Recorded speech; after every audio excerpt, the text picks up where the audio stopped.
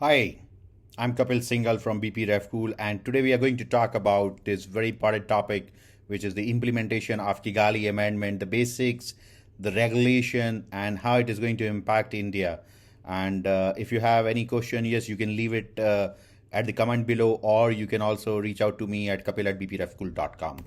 So, this is the picture of the Kigali Amendment, where there was this 28th meeting of parties to Montreal Protocol going on in October 2016. And this is where the Kigali Amendment to Montreal Protocol was kind of signed off.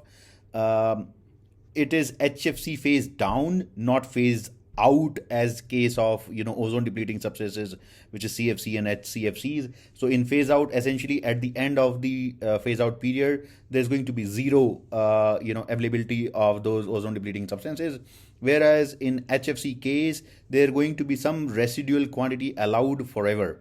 So we'll talk about those. So this is for non-Article 5 countries. Now, when we talk of non-Article 5 countries, essentially we are talking of the developed world.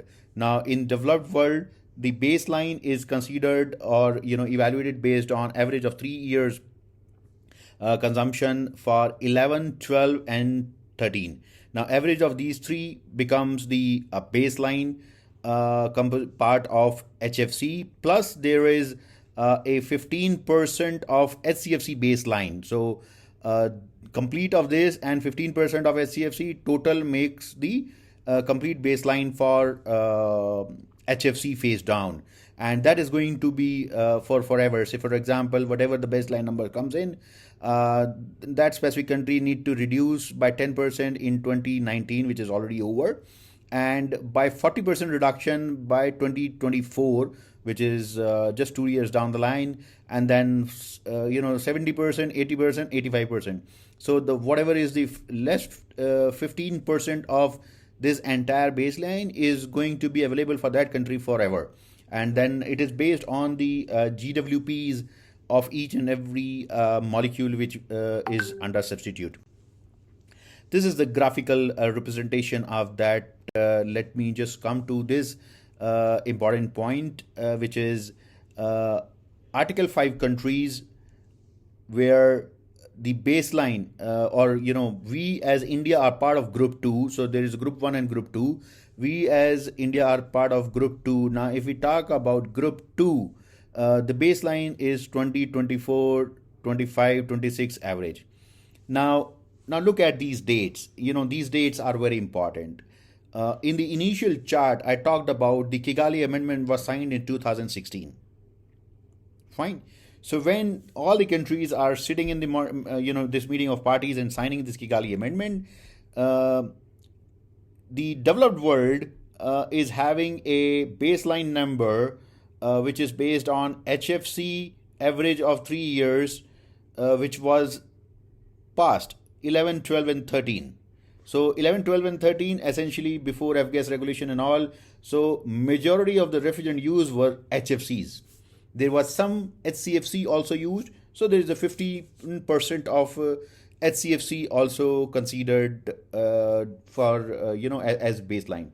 But since we are talking of the historical number, the maximum amount of HFC consumption was there. The 410A, 404A, 134A, everything, which is even today, if you talk of the overall HFC consumption of those countries is really low. Or even when they were signing in 2016, the consumption from the baseline was already low, because a lot of the natural transition which happens because of the performance or the industry driven initiatives was already taken care of. So that means the baseline is having, for developed world, a lot of low hanging fruits, which will give a good amount of cushion for them to manage the reduction steps. Now, when we talk of India country specific, yes, we still have time to act upon, because our baseline calculation even have not started. It is going to start in 2024, 25, 26.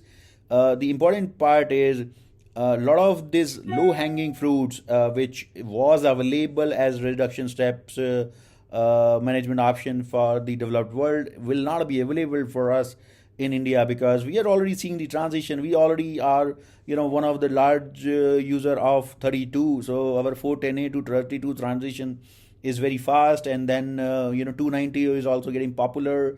There are all other HFOs. Everything is getting popular in India.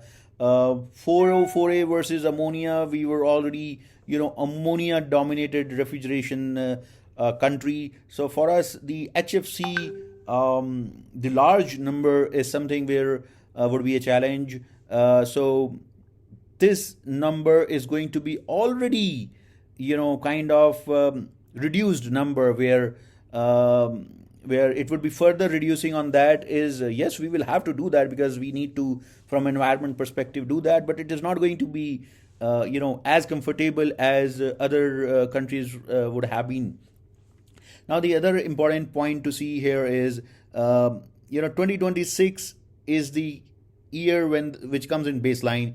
27 is the year when probably we will do all these baseline calculations, because it will take time for a country like India, the large country, to do all these calculations. And 2028, we need to have our first step, So very close. First step in 2028 means freeze means, we can't grow. Now, there is a cushion which is 65% of the HCFC baseline. Now, this 65% of HCFC baseline is historic, because the HFC baseline for India was 2009 and 2010 average. And we already know, because HCFC baseline from ozone depleting substances perspective is already there. So we can calculate, and probably in my subsequent chart, we'll talk more about those. So yes, reduction is going to be very fast, and knowing HFCs where we need to look for safety and flammability and toxicity and pressures and new technologies, everything put together. So probably the timeline is too short. So we need to prepare as country, very fast on this, so that we are able to manage this regulation well. Now, post 2028, there's going to be 10% reduction in 32, then 20% in 37, then 30% in 42. Now, from 42 to 47, 30% to 85% is going to see a drastic reduction. So this is the time when probably we need to act, take major steps. So probably the first major step is going to be at the start, which is for freeze, because it's not going to be easy for us. But then 2042 to 2047 is going to be another big, very, very big step. And then 47 onwards, the 15% will be available based on whatever HFC baseline we have. So this is again the same chart in the graphical representation for Article 5 countries. So now if we come to how the baseline calculations takes place, so depending upon the ODP and GWP, whether we are doing the baseline calculations for SCFCs or HFCs for the HFC phase down, we need to use these GWPs.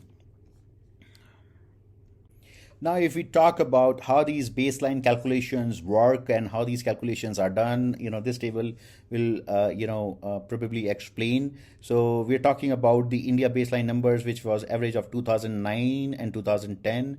And when we say we are first doing the calculation based on ODP ton, so ODP need to be there. So the consumption of HCFC was 123, 124, 141B, 142B, and R22.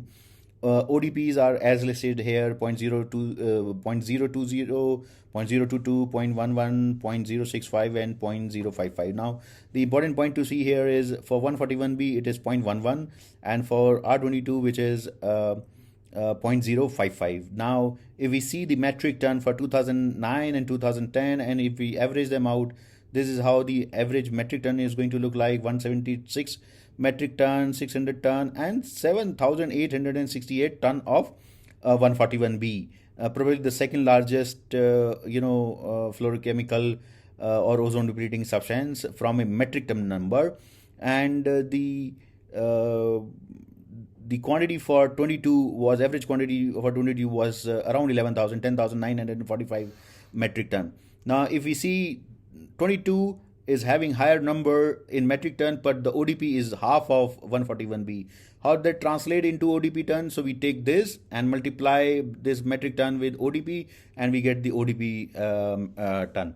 Now for 22, it becomes 601 or 602 ODP ton, and for 141V, which was the second largest, becomes 865. So this becomes 141 becomes a very high baseline number per se, and then there are other numbers. So if we put them together, take a sum of the complete ODP ton, the baseline for HCFC phase down phase out program for India was 1608 ODP ton. I may be slightly here and there because these are my own calculations done based on what the number was available on the public domain, maybe slightly here and there, but it is 1608 or 2 or something is something which is the baseline.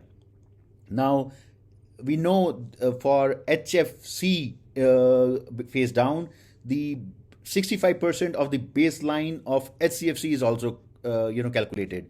So this is something which is available, and if we take these Montreal Protocol Kigali Amendment formula, what it talks about, we need to take the same metric ton quantities of all the HCFCs. So we have taken same numbers, around 8,000 of 141B, and 22 as around 11,000, and then we have GWP. So the situation is changed. 141V, which was twice in ODP ton ODP value, is very small as compared to R22, which is 1810 GWP. So what it means is, if we multiply this with the 11,000 metric ton, what we are going to get in ODP metric ton is 19,000. So 19,000 plus all others put together makes it to be 30,000. So half of it. So 30,000. If we talk of kilo GWP ton, if we take mega metric ton equivalent of carbon dioxide, this will be 30.3. And if we take baseline as 65%, which will be taken in HFC, this is how it turns out to. So baseline of 65% of HCFC will make it to around 19.69, so 19.7 million metric ton. Now if we take that and try to translate in HFC terms how much it would be based on the GWPs of HFCs, say 134F. So if this entire the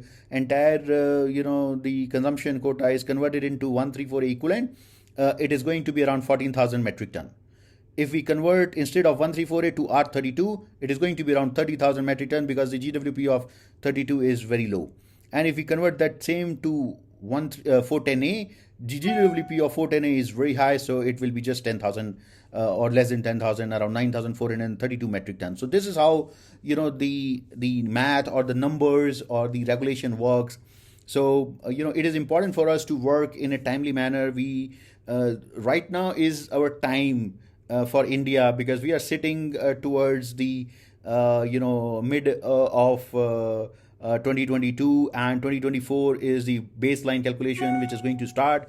So right now our priority for India for HFC phase down is to train ourselves, equip ourselves, strategize ourselves, and energize ourselves, because the numbers, the dates are too close to each other, and we need to strike every ball. We need to work on low GWP alternatives for almost all applications simultaneously, because the baselines are going to impact us, and we need to be very fast in responding to the regulatory requirements. Thank you very much for hearing me out on this short video. If you have any comment or you have any question, you can drop me question on my email ID kapil@bprefcool.com, or you can leave comment at this video, below this video, and probably me or our team at BP Refcool will try to reach out. Thank you very much. Bye-bye.